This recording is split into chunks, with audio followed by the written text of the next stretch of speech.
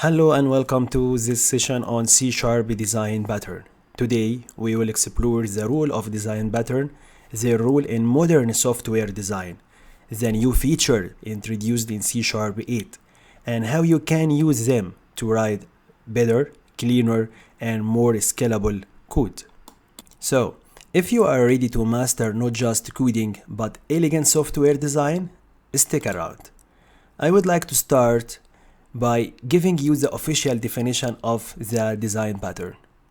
Design pattern is a reusable solution to a commonly occurring problem in a software design.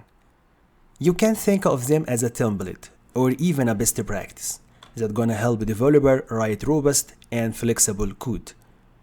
Even here I would like to add one more point. Keep in your mind, design patterns are not specific to any programming language.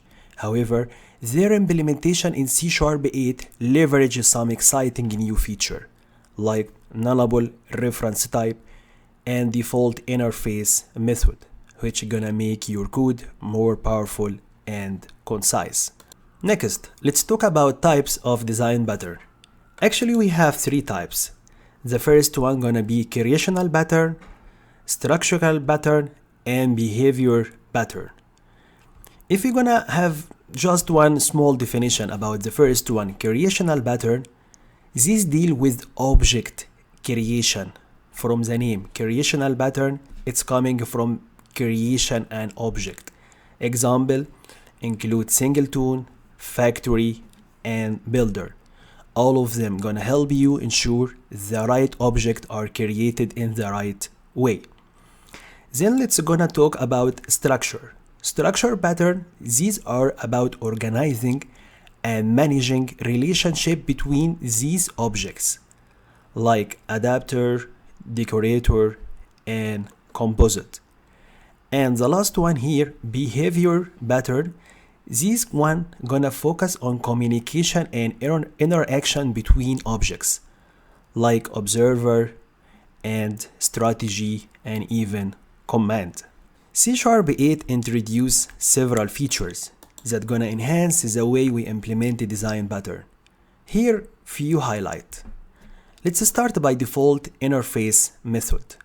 That one gonna allow interface to provide default implementation. These are practical useful in a behavior pattern like strategy or observer. Next, let's talk about nullable reference type. This one help avoid infamous null reference exception, making pattern like builder or even factory more reliable.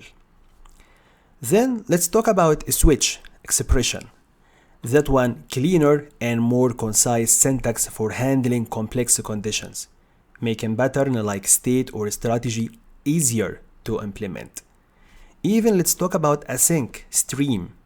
That one ideal for pattern like iterator, allowing seamless asynchronous data handling. Even we have one more feature here, which we call it read-only member. It's a great addition for immediately, especially when implementing singleton